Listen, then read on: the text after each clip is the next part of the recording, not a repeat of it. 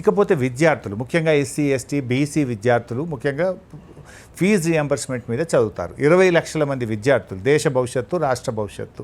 ఈ ప్రభుత్వం వచ్చిన 2.5 సంవత్సరాల్లో ఒక్క రూపాయి కూడా ఫీజు రియంబర్స్మెంట్ విడుదల చేయలేదు. కేసీఆర్ గారు మా ప్రభుత్వం ఉన్నప్పుడు నేను ఫైనాన్స్ మినిస్టర్గా పనిచేశాను. కరోనా వచ్చింది 2 సంవత్సరాలు. ఎంత కష్టం ఉన్నా కూడా మేము 9.5 సంవత్సరాల్లో 19,500 కోట్లు ఫీజు రియంబర్స్మెంట్కు విడుదల చేశాం. రేవంత్ రెడ్డికి ఏ కరోనా లేదు, ఆర్థిక సంక్షోభం లేదు, ఎందుకు ఒక్క రూపాయి కూడా ఇవ్వడం లేదు? మీరు ఖర్చు పెడుతున్నారు, మూసీ మీద 1,00,000 కోట్లు ఖర్చు పెడుతున్నారు, ఫ్యూచర్ సిటీ మీద 1,00,000 కోట్లు ఖర్చు పెడుతున్నారు, లేదా ఇంటిగ్రేటెడ్ స్కూల్స్ మీద 15,000 కోట్ల రూపాయలు ఖర్చు పెడుతున్నాడు. మీ ఇష్టమున్న కార్యక్రమాలకు మీరు ఖర్చు పెడుతున్నారు. నేనేమంటున్నా, ఇది రాజశేఖర్ రెడ్డి గారు ప్రారంభించిన ఫీజు రియంబర్స్మెంట్, మా కాంగ్రెస్ ప్రారంభించిన ఫీజు రియంబర్స్మెంట్ అని మీరు గొప్పగా చెప్పుకుంటారు. మీ కాంగ్రెస్ ప్రారంభించిన బీఆర్ఎస్ ఇచ్చింది. Why you are not giving? అట్లా విద్యార్థులకు అన్యాయం చేసినారు.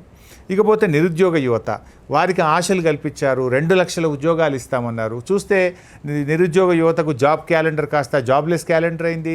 2 లక్షలు కాదు కదా, 20,000, 10% ఉద్యోగాలు కూడా కాంగ్రెస్ ప్రభుత్వం ఈరోజు ఇవ్వలేదు. మా ప్రభుత్వం వచ్చాకే నియామకాలన్నీ కూడా మేమే చేశామని చెప్తున్నారు. అండ్ మీరు ఏదైతే అడ్రస్ చేస్తున్నారు, రైతు భరోసా కావచ్చు, రైతు రుణమాఫీ కావచ్చు, ఇవన్నిటికీ బడ్జెట్లో నిధులు కేటాయించాము. 21,000 కోట్లు కేటాయించి మరి ఇవన్నీ చేస్తున్నాము. ఒకరోజు డిలే అవ్వచ్చు, కానీ పక్కాగా చేస్తున్నాం అని చెప్తున్నారు. అండ్ ఎరువుల విషయంలో కేంద్రాన్ని బ్లేమ్ చేస్తున్నారు. తర్వాత ధాన్యం కొనుగోలులో కూడా కేంద్రాన్ని బ్లేమ్ చేస్తున్నారు.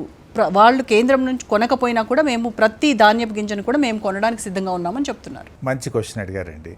ఉద్యోగాలకు సంబంధించి మీరు అన్నారు, బీఆర్ఎస్ ప్రభుత్వం నోటిఫికేషన్ ఇచ్చి బీఆర్ఎస్ఏ ఎగ్జామ్ పెట్టి బీఆర్ఎస్ఏ రిజల్ట్ ఇచ్చిన తర్వాత కాగితాలు పంచి మేము ఉద్యోగాలు ఇచ్చినామంటే ఎట్లండి? అవన్నీ కలిపితే కూడా 60,000 దాటలేదు. మీరు చెప్పింది మొదటి ఏడాదిలో 2 లక్షల ప్రభుత్వ ఉద్యోగాలు. అది మీరు పెద్ద పెద్ద ఫుల్ పేజ్ పేపర్ యాడ్లు ఇచ్చారు. మీరు చెప్తే నమ్మరని రాహుల్ గాంధీ గారిని తీసుకొచ్చి చిక్కడపల్లి లైబ్రరీ మెట్ల మీద కూర్చోబెట్టి నమ్మిచ్చారు చెప్పించి. మరి మీరు ఇచ్చింది ఎంత? నేను అసెంబ్లీలో మొన్న క్వశ్చన్ వేసాను.